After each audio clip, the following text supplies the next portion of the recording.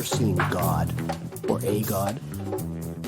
You're talking about George Burns, am I right? Oh, that's a good one. Oh, yes. So God on screen. I have never seen God in person or a God in person, but on screen, Just never quite drunk enough. George Burns played God. But we have seen him on screen.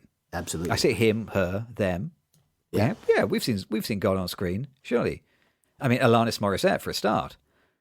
Alanis Morissette. Yes. Who was in who plays like God in Dogma, the Kevin Smith film, which I have never seen actually. Yeah.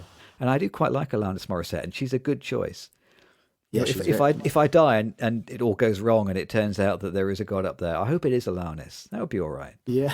It could be. It could do worse. I did see that long ago, and the one thing I remember is that she can really make this loud sound that just kind of stops everyone and everything.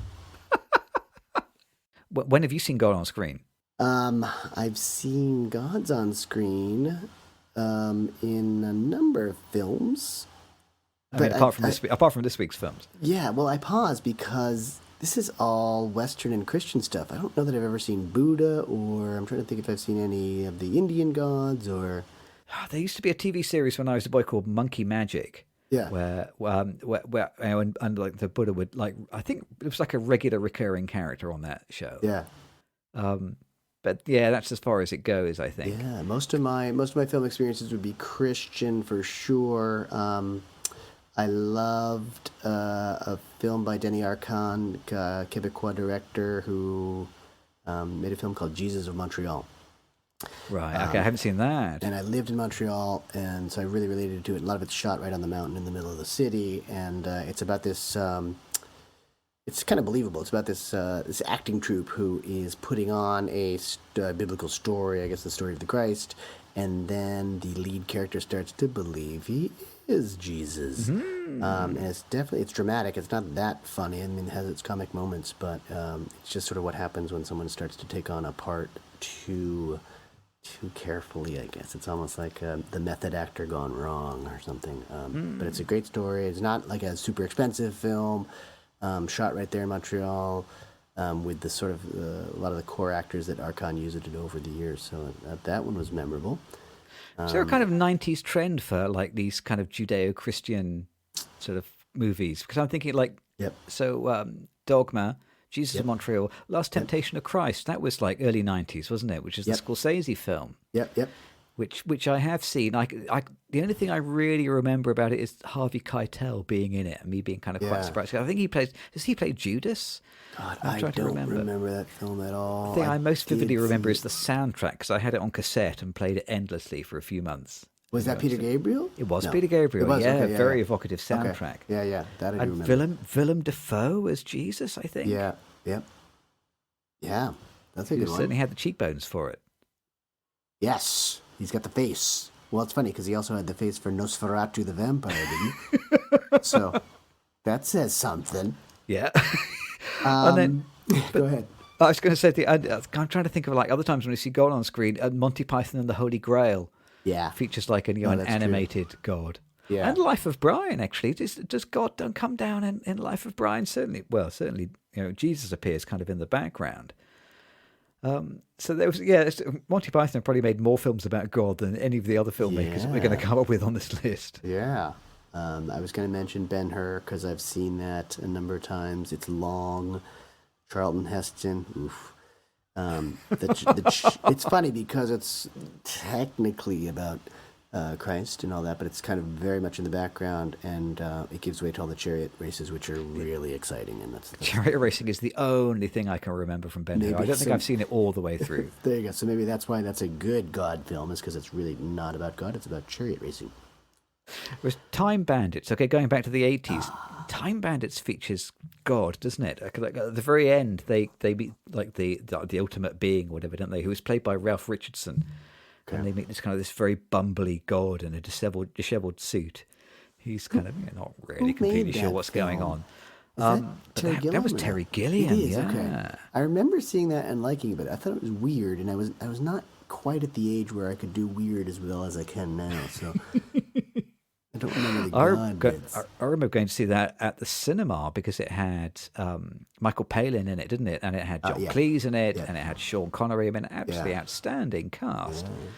And some of the images really stay in my mind. Just the kind of the picture of these kind of little people pushing the wardrobe into the wall and then keep going. Because I had a wardrobe really quite similar to that in my bedroom, actually, and I was probably about the same age as the boy in the film. So that really stuck in my mind. I will say this, I'm not a fan of Andrew Lloyd Webber, nor do I think he's a god, but... He has more money than God now. Probably, yeah. Jesus Christ Superstar. Great. I love the soundtrack. I love the music, but the film by Norman Jewison, that must be like 1972 or something like that, is very good. I just love that. I'm not a big fan of musicals in general, but that is a good one and a pretty darn good film version of a musical. See, no, I'm not sure. I've never seen that. I'm not sure I've ever seen any of the Andrew Lloyd Webber films. You didn't see Cats, did you? No. Well, then there must be a God if you manage to avoid seeing Cats. You saved me. Jesus saves. The trailer was so distressing that I could not possibly go see it. And again, I guess he's your countryman. I think he's an Englishman, Andrew. Yeah, he is. Yeah, absolutely. No, I literally think he's got one great musical, and it's Jesus Christ Superstar. Everything else I've seen has been terrible, and he's been riding that carpet ever since. Yeah. Oh yeah, for 50-something years. Yeah. Any others that you can think of? Yeah. I'll tell you another movie where God turns up. My God reference is so ridiculously eclectic. Star Trek V. Have you seen that? Yes. Remind me though. Yeah. So like the rule with Star Trek movies is that the even numbered ones are really good. So Star Trek 2 was Wrath of Khan, and that was great fun. And then Star Trek 4 had them going back to like Earth in the 80s. And that was directed by Leonard Nimoy, and that was great fun, right? Yeah. Yeah, exactly, with the whales. And then so obviously after they'd gone back to the 80s, they must have been thinking, God, how are we going to top that? So in Star Trek V, Kirk meets God, or at least it's like, but it turns out like to be a false God, and the God that they meet at like the end of the universe, whatever, keeps persuading them. He's trying to persuade them to let him use the Enterprise. Oh wow! And eventually Kirk cottons on. He says, "Wait a second, why does God need a spaceship?" And that's the big undoing for God. It's even God is outwitted by Captain Kirk. Oh, that's my kind of hero. I like that. I think that's very telling that someone would pose as God and then try and get something by being God. Sort of the opposite of the Beethoven symphonies. The good ones are the odd numbers, right? I'm not sure I'd have the gall to claim that any of the Beethoven symphonies were bad. Oh, yeah, exactly. Well, of course not. But I guess it's the same as the Beethoven symphonies. You're saying that the Star Trek's odd numbers are good. No, the odd numbers are bad. The even numbers are good. Okay, so it is. Even numbers are good. Yeah. Okay. I don't know if they made it as far as 6, though. I think it's just a cute way of saying that 2 and 4 are fine. Yeah. 2 and 4 are good. 2 and 4 are good. Yeah. Well, and eventually, I think they changed captains at that point because Star Trek Generations might be the 6th one. And that might be the one where Kirk finally dies. That's an excellent one, actually. I like that one. I think it's in the arms of Picard. Am I right? Yes. So how do we get from a conversation about God to Jean-Luc Picard? Well, actually, that's a very small step.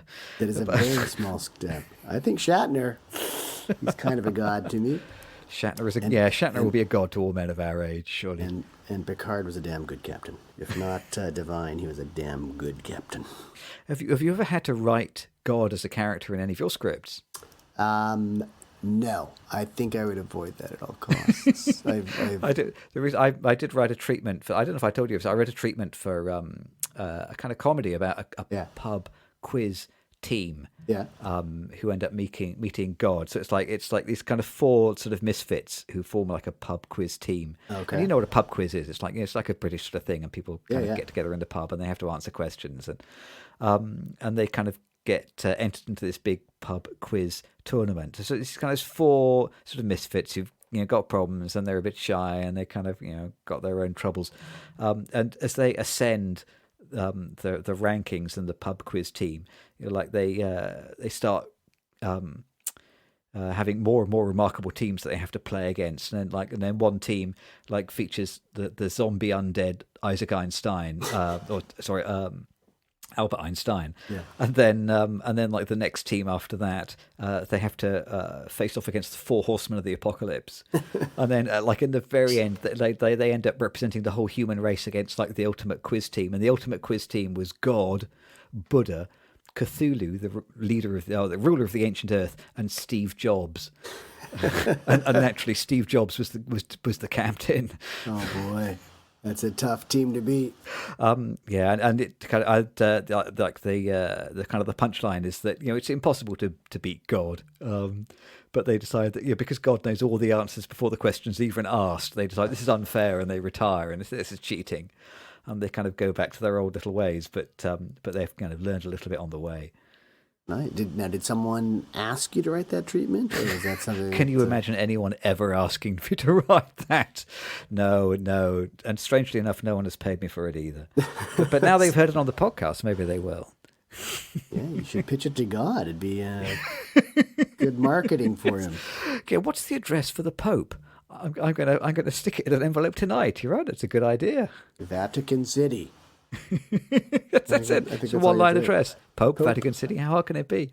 In fact, even if you didn't write Vatican City, it would probably still get there. Yeah, you could probably just write the Pope on the envelope. Now that's godlike power. No change of address forms. Thank you, Post Office. We've discovered the real God, the Post Office. Well, I don't know that I have any other God-on-screen stories to tell. I think it's what's the thing that Buddha says? You must kill your teacher, kill your parents, kill your God. And I think we've done that. We've done that on the Popcorn Counter. We should go and see the film. I think that's a good place to stop.